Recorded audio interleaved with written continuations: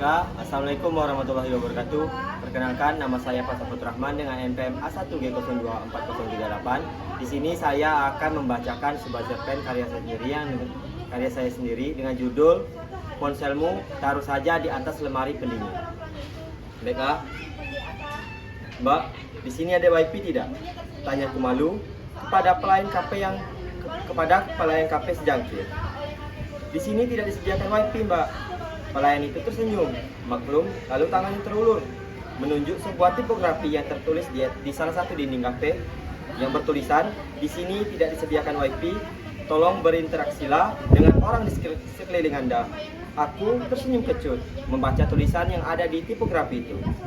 Sebagai strategi pemasaran, di mana-mana kafe selalu saja menyediakan wifi agar bisa tetap berada di jajaran kafe-kafe terlaris. Sebab pemuda zaman sekarang itu lebih mementingkan koneksi internet daripada makanan yang tersaji di atas meja. Tapi entah mengapa kafe ini malah menerapkan prinsip yang sangat mulia sekaligus naif menurutku. Maksudku, ayolah, memangnya di zaman sekarang siapa yang berinteraksi dengan orang asing hanya karena berada di suatu tempat yang sama? Mendadak saja aku merasa sedikit kecewa. Sudah ke kafe ini di Sabtu soreku yang tenang, tetapi tadinya aku yang ingin berekspektasi bisa mengunduh film-film lama, apalagi ada diskon 40% untuk seluruh minuman dan makanan di kafe yang tersedia yang baru saja berusia 2 hari ini, jadi aku bisa nongkrong selama yang kuingin tanpa khawatir bangkrut. Tapi ya sudahlah, aku juga punya data. Tapi tidak lama kemudian Coffee Black ice creamku, pesananku itu datang. Begitu sesendok es krimnya menyentuh lidahku, aku langsung tahu aku akan kecanduan datang ke kafe ini. Meski tidak punya wifi, rasa affogato dari kafe ini sangat luar biasa. Setengah jam berlalu dan aku masih betah duduk di sofa kafe sejangkir ini. Aku mengabaikan saran dari kafe ini untuk berinteraksi dengan orang sekitar. Aku merasa saran itu begitu konyol. Jadi aku memilih duduk, berteman dengan ponsel, dan berselancar di Instagram, membaca thread, dan menarik YouTube sambil sesekali membalas pesan dari teman dekatku yang ada di dunia maya. Vermont namanya. Aku dan Vermont saling kenal karena tergabung secara online di sebuah grup khusus diskusi di mana kami mendiskusikan tentang filsafat dan juga beberapa meme yang ada di dunia maya. Begitu kami berdua tahu kalau kami sama-sama penggemar berat serial Detektif Conan, kami merasa cocok hingga akhirnya memutuskan bertukar ID line. Aku mengenalnya sebagai Vermont dan dia mengenalku sebagai Vodka. Vermont adalah orang yang menyenangkan sekaligus pintar. Pengetahuannya luas dan juga ia membuatku sering terkagum-kagum. Dia mengaku seorang hacker. Entah benar atau tidak, aku pun tidak tahu. Sebenarnya aku tidak terlalu peduli. Tapi jika benar, maka sudah pasti dia adalah orang yang cerdas. Aku suka caranya menimpali setiap obrolan di grup dengan santai tapi tetap on point. Mungkin karena terlanjur cocok dengan respon-respon yang kelewat santai, namun kadang tengilnya aku betah menjadi teman virtualnya.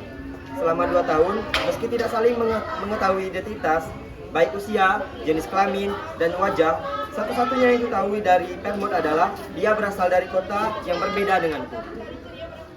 Sebenarnya, selain Vermont, aku masih punya banyak teman virtual. Tapi memang Vermont yang paling akrab. Berinteraksi dengan teman virtual membuatku merasa lebih seperti menjadi diriku sendiri. Satu yang aku tahu, aku lebih suka diriku ketika berbincang dengan teman virtual.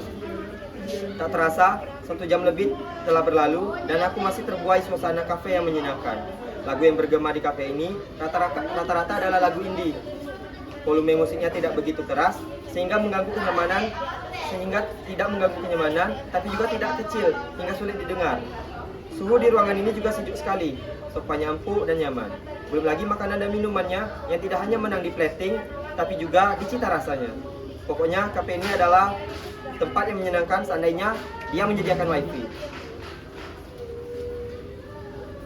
Aku sedang menyendok es krim affogato yang kedua. Ya sudah, aku benar-benar kecanduan dengan affogato ini. Ketika sebuah suara menginterupsi kegiatanku, permisi. Pemilik suara itu adalah seorang pria muda yang membawa americano di tangan kanannya. Ya, ada apa? Tanyaku berusaha ramah. Boleh saya duduk di sini? Aku menggeruk hening. Kudarkan pandanganku ke sekeliling kafe dan menemukan masih terdapat beberapa kursi dan meja yang kosong. Aku melempar senyum canggung pada pria itu. Kursi yang di sana juga kosong. Aku menunjukkan salah satu kursi kosong. Kenapa mesti duduk di sini? Pria itu mengangkat bahunya, ingin saja. Dan dia duduk di hadapanku begitu saja, tanpa kata iya dari mulutku sebelumnya. Kupandangi pria itu dengan tatapan tidak suka yang ketara. Orang tidak sopan adalah hal yang ketiga yang kubenci di dunia ini, setelah serangga dan juga hantu. Alhasil, selama 30 menit, kami duduk berhadapan tanpa bicara. Aku sudah fokus kembali dengan ponselku, sementara pria itu, entahlah, aku tidak peduli dengannya apa yang dia lakukan.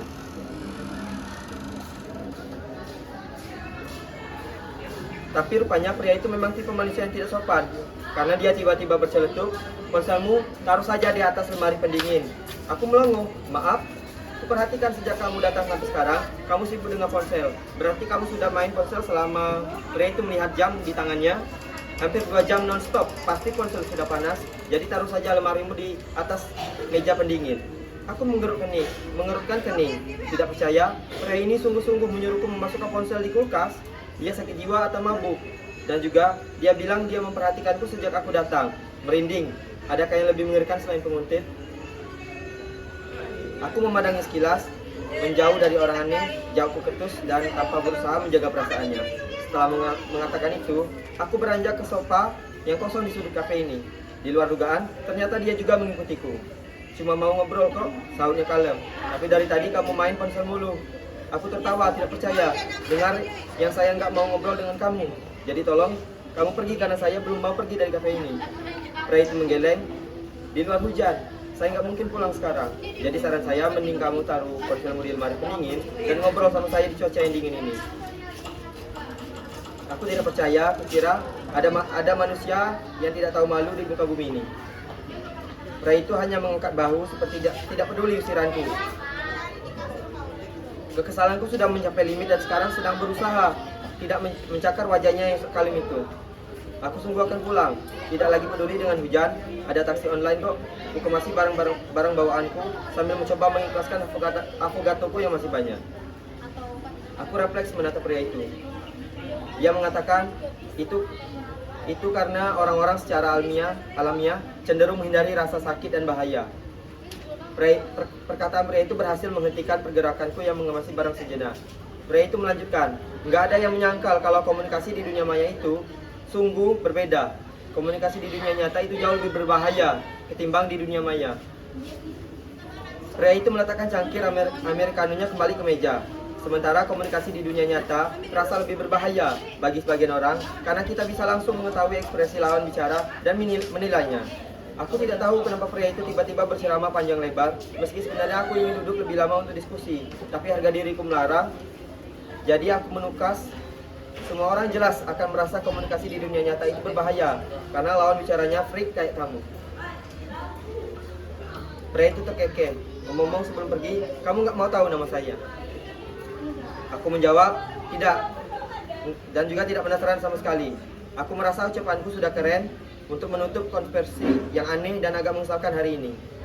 Tapi begitu langkahku baru terhitung 2, si pria itu tadi berkata cukup keras, "Padahal saya sengaja ke kota ini untuk ketemu kamu loh. Saya Vermont."